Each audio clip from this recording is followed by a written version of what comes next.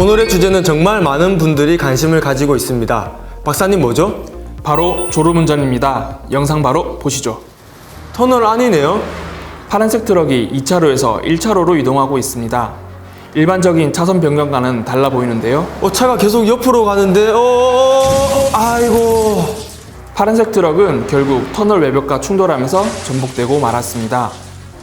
톨게이트 부근이네요. 승용차가 톨부스 쪽으로 달려오고 있습니다. 그런데 속도를 줄이지 않고 있죠? 결국엔 저렇게 사고가 나네요. 승용차는 결국 톨게이트 안전시설과 충돌했습니다. 주변에 있던 다른 차량 또는 요금소와 충돌했다면 인명피해가 날 수도 있었겠죠.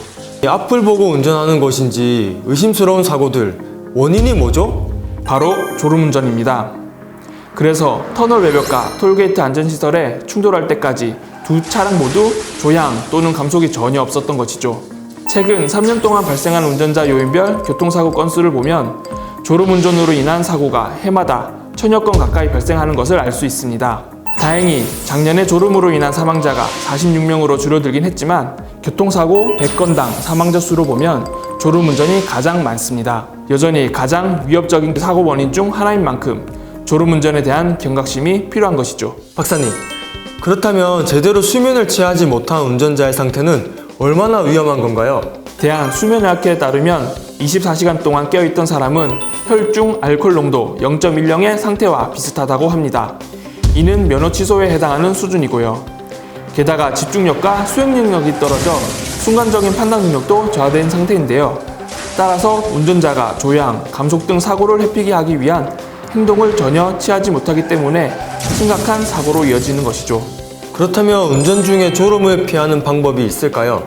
졸음사고가 충곤증과 함께 많이 발생한다고 생각들 하시지만 날씨가 추워질 때 창문을 닫고 히터를 틀어 환기가 되지 않은 상황에서도 많이 발생합니다. 이처럼 차 내 이산화탄소 농도가 높아지면 졸음이 발생하므로 최소 30분에 한 번씩 창문을 열어 환기하는 것이 좋습니다. 졸음 유발 성분이 든 약물 등은 운전 시에는 가급적 피해 주시고요. 졸음 방지껌 등을 씻거나 중간에 스트레칭, 지압을 해주는 것도 좋겠죠. 하지만 무엇보다도 졸음이 오면 휴게소나 졸음 쉼터에서 충분한 휴식을 취하는 것이 가장 좋은 방법입니다. 졸음에는 장사가 없다는 얘기도 있는 만큼 운전 중 졸음이 밀려올 땐 충분한 휴식 잊지 말아야겠습니다. 또한 졸음 운전 차량은 방향과 관계없이 일직선으로 운행하는 특성을 가지고 있는데요. 이런 차가 보일 땐 빵빵 경적을 울려주세요. 찰나의 순간에 대형 사고로 이어지는 졸음 운전. 충분한 휴식으로 우리 모두의 생명을 지킵시다.